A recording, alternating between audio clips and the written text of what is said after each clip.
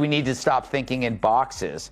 But as a black, lesbian, French, Haitian female, she checks more boxes than a gynecologist. On the order form. On the order form. Oh my God. All those applications you gotta fill out. That's the thing. What, you think I meant vaginas? Ew. Right. Disgusting people.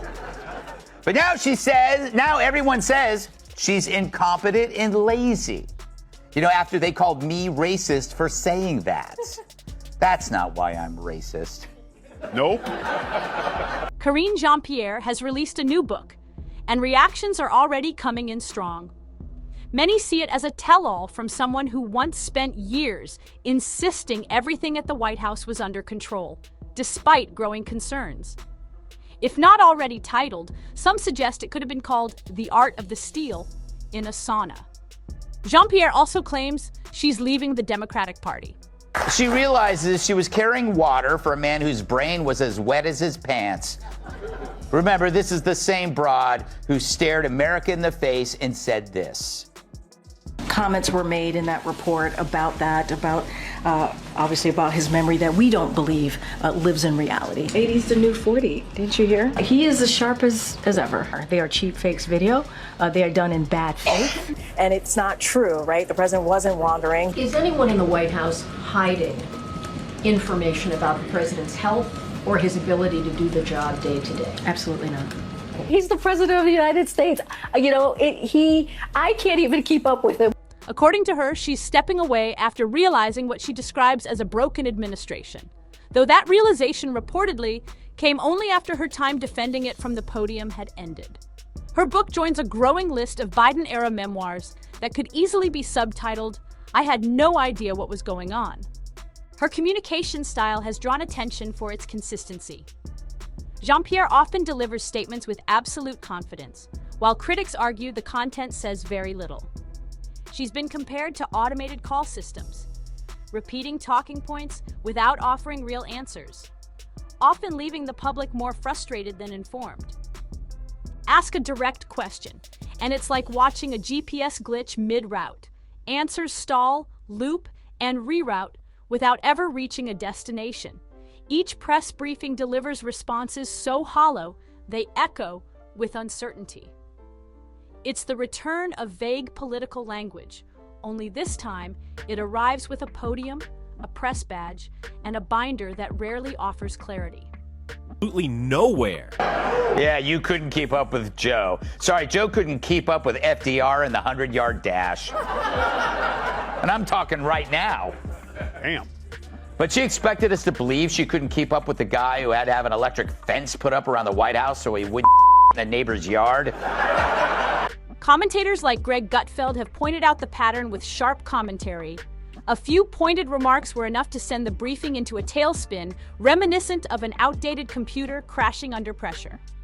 When asked for direct responses, the delivery resembles a broken compass, uncertain, off course, and slow. Instead of providing urgent answers, outdated narratives are recycled and presented as new.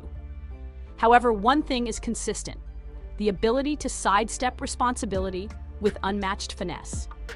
If there were medals for verbal gymnastics, these briefings would be at the podium. Simple questions trigger complex evasions. There's no need for aggressive debate. The moment a topic heats up, the delivery shifts into defensive fog.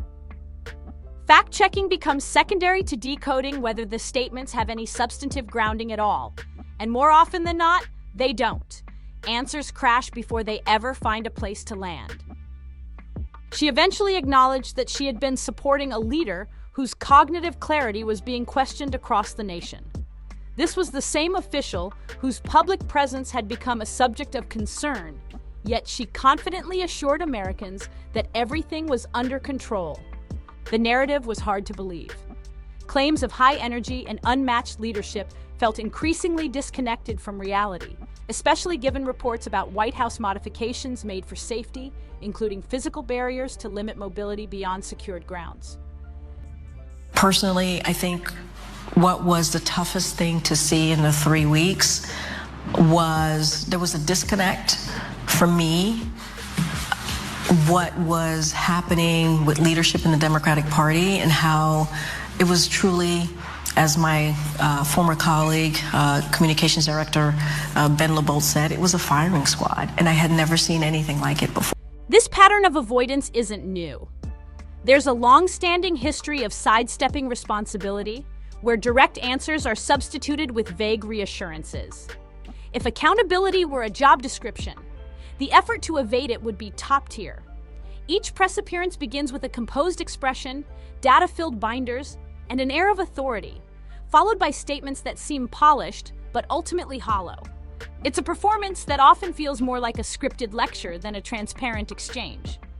Notably, commentators like Gutfeld didn't need much effort to highlight the inconsistencies. The material offered itself. So what is consistently brought to the table? A binder. A massive one, often referenced but rarely clarified. Inside, it's page after page of generalized phrasing, partial explanations, and terminology that appears technical but rarely delivers anything conclusive. It's less a resource and more a prop in a well-rehearsed routine that leans more on presentation than substance. All right, so Karine Jean-Pierre wrote a book, and her fans are already sharpening their crayons. And it's just what we need, a tell-all from the woman who spent 2 years telling everyone that Joe just had a cold and not rigor mortis. If the title hadn't already been taken, it should be called Art of the Steal. Greg Gutfeld didn't even need to exaggerate to highlight the situation. The facts spoke for themselves.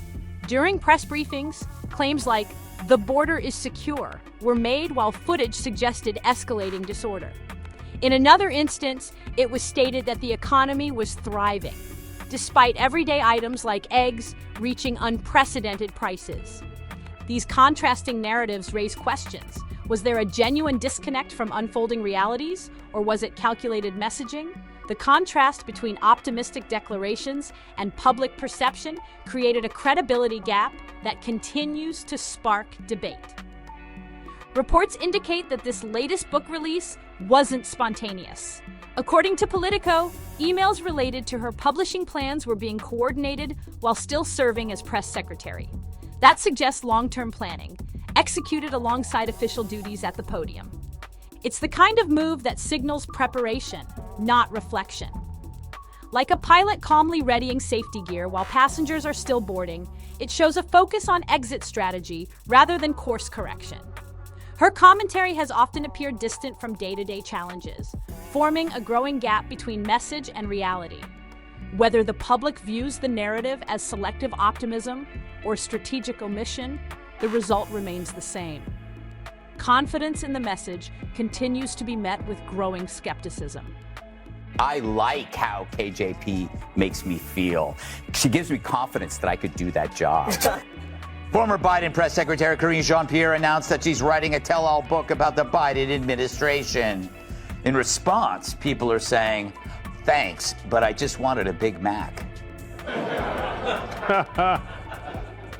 And when Joe Biden was asked if he's going to read the book, he replied, "Over my soon-to-be dead body." What was once a commitment to messaging has now become a distant nod to accountability. In recent press appearances, deflection has become routine. Blaming the prior administration, Congress, corporations, climate change, or even abstract forces like Mercury in retrograde. It's an ongoing pattern. Responsibility always lands elsewhere. Even when public discourse points directly at inconsistencies, the response follows a familiar path.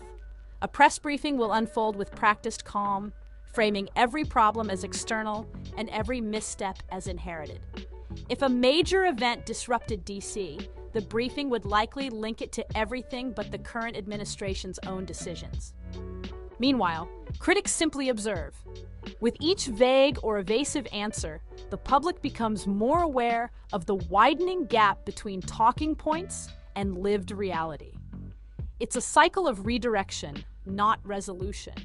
KJP also says she's leaving the Democratic Party. I say God bless her. Not many people have the patience to wait in a line that long. In her book, she says the White House was broken. This after 2 years along a president who wasn't housebroken.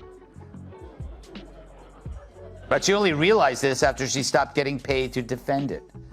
But like Jake Tapper's book, it's a new genre of Biden tell-alls that should be subtitled, "I had no idea because I'm severely retarded." This shift wasn't an abrupt change. It was a carefully managed transition. Reports suggest her departure from the party wasn't sparked by principle, but timing. Allegedly, long before she left the podium, plans were underway for her next platform. Efforts to pivot into media, including interest in major daytime panels, didn't yield the spotlight she anticipated. It became clear that this wasn't a public reckoning. It was a repositioning. A calculated exit paired with broader ambitions in the spotlight. Greg Gutfeld didn't have to step in or push back. He simply watched as the statements unraveled on their own. The press briefing turned into a whirlwind of vague phrasing and complex detours that left even the most patient viewers bewildered. Karine Jean-Pierre delivered lines that felt more like performance than information. At times, it wasn't about debating facts. It was about letting the moment run its course. The binder, often referenced and visibly present, appeared to hold more spin than substance. Each page flip seemed to bring less clarity and more confusion, turning straightforward questions into extended monologues without clear direction. If that binder were a product, it could pass as a manual on evasive communication, tailored for any crisis but effective in none. Responses began to resemble a layered script, technical, rehearsed, and consistently short on answers. And throughout it all, the tone remained composed, as if the message was working. But the audience could sense otherwise. The briefing didn't feel grounded. It felt like watching a loop. Simple yes or no questions became multi-part narratives that left the core issue untouched. Even digital mapping might struggle to trace where the logic began and where it ended. Even longtime political allies are now openly criticizing Karine Jean-Pierre. This isn't just internal grumbling, it's full-on rejection from within her own circles. While her appointment was framed as a historic first, recent critiques describe her performance as ineffective, unprepared, and overly reliant on optics rather than substance or results. What's striking is how some describe her leadership style as one requiring constant support, unable to manage a team effectively and consistently underperforming under pressure. These issues have prompted discussions about whether political identity was prioritized over capability and what that means for communication coming from the highest office. Then there's the tone, the unmistakable confidence she brings to every press briefing. At times, it clashes with the content. Responses often feel disconnected from the complexity of the issues, as if polished delivery is intended to make up for a lack of meaningful substance. Greg Gutfeld didn't need statistics or pointed rebuttals to highlight this. The contradictions surfaced on their own. It became a matter of form, collapsing under the absence of function. Strong delivery, undermined by a lack of clear answers. Her metaphors, especially when explaining economic issues like inflation, often added confusion instead of clarity.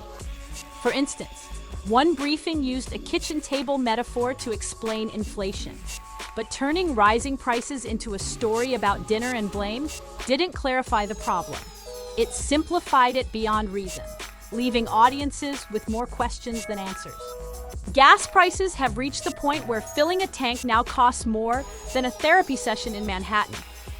Meanwhile, press briefings continue with a communication style built on distraction. Each statement is dramatic, lengthy, and ultimately hollow, designed more for noise than for clarity.